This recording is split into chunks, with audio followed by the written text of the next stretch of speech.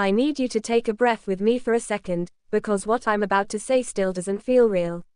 1 minute, fans are watching familiar faces open up their lives again, talking about love, regret, second chances, and the mess that comes after the cameras stop rolling. And the next minute, silence.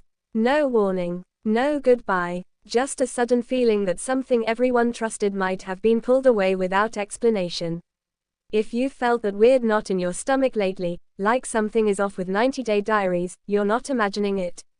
And once you hear what's really going on behind the scenes, you might not look at TLC the same way again.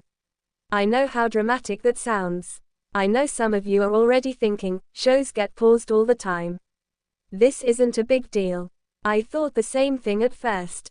But the more I listened, the more I read, the more former cast members quietly started hinting at things they weren't supposed to say, the more it started to feel less like a normal network decision and more like a quiet betrayal.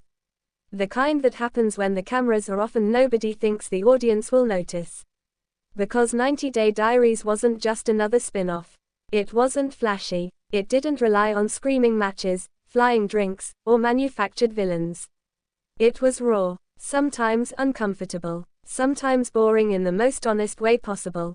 It was people sitting on their couches, in their kitchens, in their real lives, saying, "This is where I am now."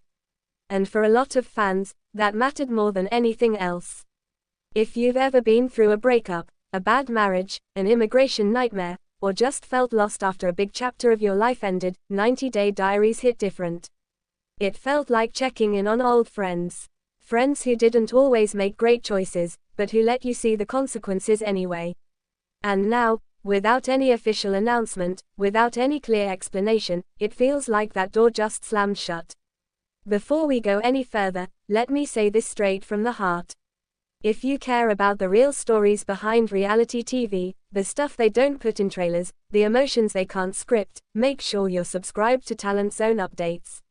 Not because I want numbers, but because stories like this don't get told unless people stick around to hear them. And if you've ever yelled at your screen during a 90-day episode, laughed, cried, or felt personally attacked by someone's bad decision, you're already one of us. Now let's talk about why this hurts so much. When 90 Day Diaries first aired, it came at a time when the franchise was starting to feel bloated. Too many spin-offs, too many recycled arguments, too many couples clearly clinging to fame instead of love. Diaries was different. It stripped everything back. No dramatic music swelling at the perfect moment. No producers pushing someone to confront their ex at a cafe. Just people talking, sometimes rambling, sometimes crying, sometimes clearly still in love with someone who hurt them.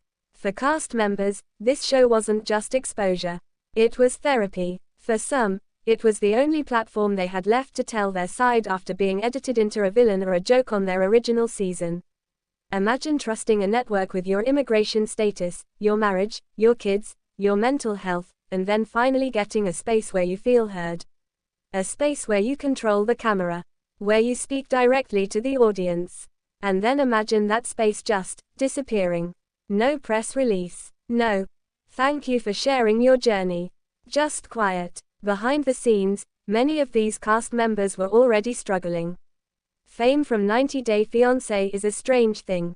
It's not Hollywood fame. It doesn't come with security or protection. It comes with intense online scrutiny, hate messages, people recognizing you at Walmart, and then long stretches of being completely forgotten. 90 Day Diaries was the lifeline. The thing that said, "You still matter. Your story isn't over." That's why the reaction online has been so explosive. On TikTok, fans started stitching old clips, asking why there were no new updates. One video with a shaky voiceover said, "Why does TLC always ghost the shows that feel the most real?" Another comment that kept getting liked over and over again said, "They only want chaos, not healing." On Twitter, or X, depending on what you call it, the tone was angrier. People weren't just confused, they felt insulted. One post read, "So TLC can give us 12 versions of the same toxic couple, but they cancel the one show where people actually grow." Another said, 90 Day Diaries was the only spin-off that didn't feel like a circus. Of course it's gone. Instagram was quieter, but sadder. Cast members posted vague stories. Quotes about endings, about being silenced, About trusting the wrong people. Fans flooded their comments asking what happened, and most of the replies were either hearts, praying hands, or nothing at all. Reddit, though, that's where things got dark. Long threads popped up dissecting every possible reason. Ratings, budget cuts, behind-the-scenes conflict. But one theory kept coming back, again and again. And this is where the story starts to get uncomfortable. The first layer of the truth is the easiest one to swallow. Yes, ratings weren't massive.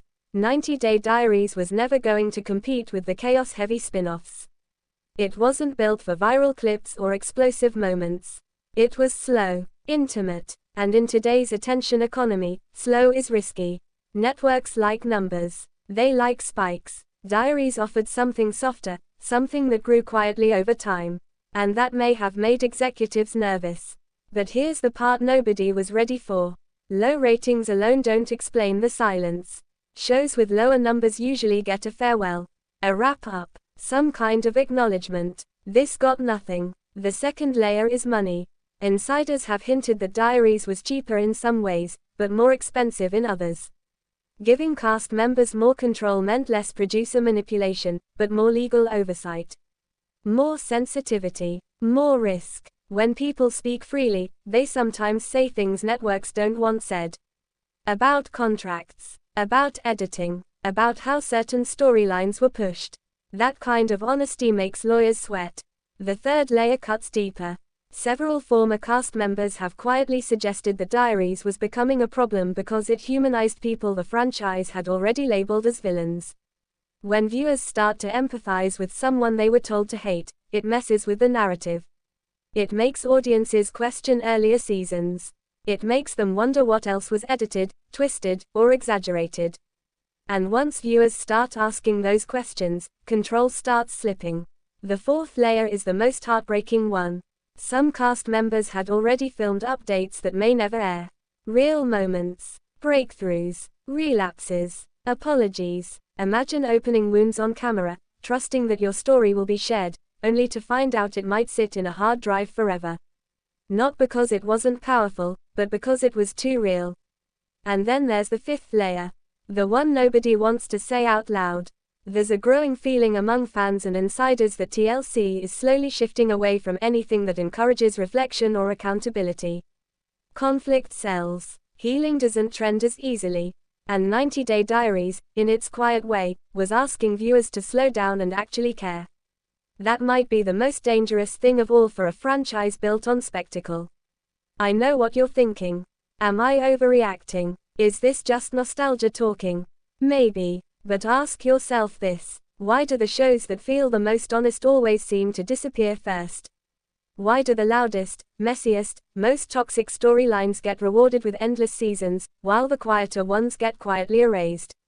If 90 Day Diaries is truly gone, what does that say about what the network thinks we want? And what does it say about how disposable these real people are once the drama stops being profitable? Because behind every episode is a human being who trusted the process. Someone who let strangers judge their marriage, their parenting, their accent, their body, their mistakes. And Diaries was the one place where they could say, "This is me now." Not the edit, not the meme, me. And now, that voice feels muted. Maybe the show comes back. Maybe this is just a pause. Maybe TLC surprises everyone with an announcement tomorrow. I hope so, truly. But until that happens, the silence speaks volumes. And fans aren't as clueless as networks sometimes think. So let me ask you something, honestly. Did you feel more connected to the people on 90 Day Diaries than on the louder spin-offs? Did it make you rethink how quickly we judge these couples? And if this really is the end, are you okay with a future where reality TV only shows the mess, never the healing? I'll be here watching, listening, and asking the uncomfortable questions. Because stories like this don't just disappear. They echo. And sometimes, the quietest cancellations make the loudest statements.